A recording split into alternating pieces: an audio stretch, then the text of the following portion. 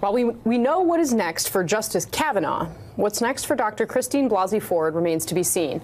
Earlier this week, I spoke with her attorneys, Deborah Katz and Lisa Banks. I just want to start by asking, how is Dr. Ford doing after all of this? I think she's doing pretty well, all considered. She feels good about the fact that she came forward and was able to share her experience with the committee and give them more information in order to make their decision. Does she have any regrets about coming forward? Her life has changed forever. I really don't think she has regrets. I think this has been an extremely difficult process for her, but she felt strongly that she needed to bring this information to the committee, and she did that.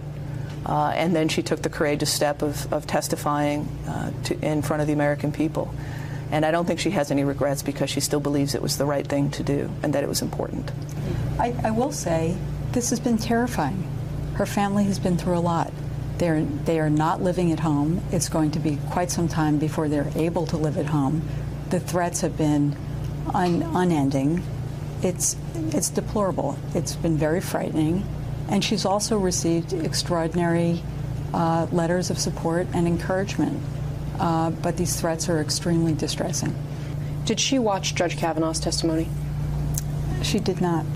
Has she seen any of it in the wake of it? Of course.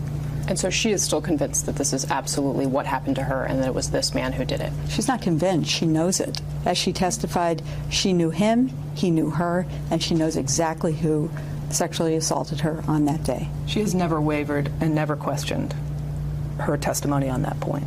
Republicans have put the two of you in the spotlight, calling you Democratic operatives in some cases. Did you ever coordinate with Democrats on the committee through this process? We did not. No. There was no communication whatsoever?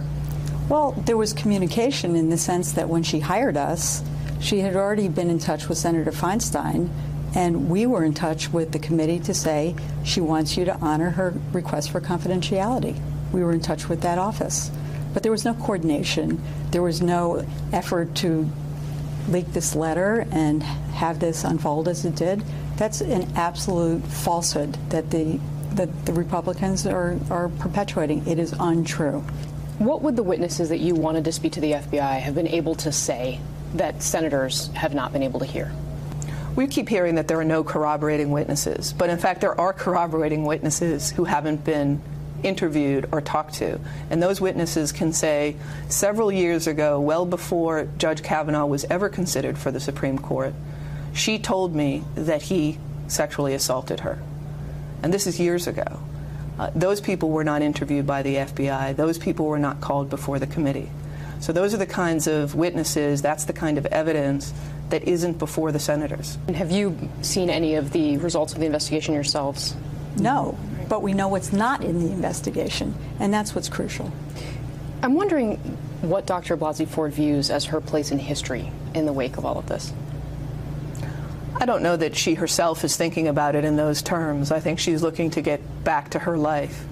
But I think what others looking at this can see is that her efforts, her courageous actions, have spoken to hundreds of thousands of women across this country, women and men, people who have found their voice and are able to speak up as victims of sexual assault.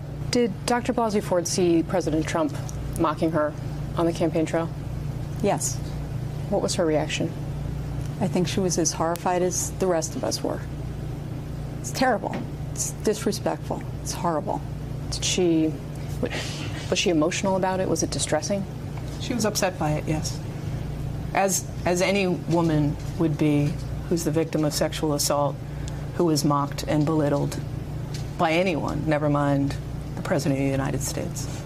As this whole saga is coming to a close, what does Dr. Blasey Ford hope that the country takes away from what she did? That people have a civic duty to come forward. That even if you're terrified, people should be courageous. What do you both think is different about how this process has played out with Dr. Blasey Ford compared to what happened in 1991 with Anita Hill? Well, with Anita Hill, there was a full FBI investigation before there was ever a hearing. That did not occur here.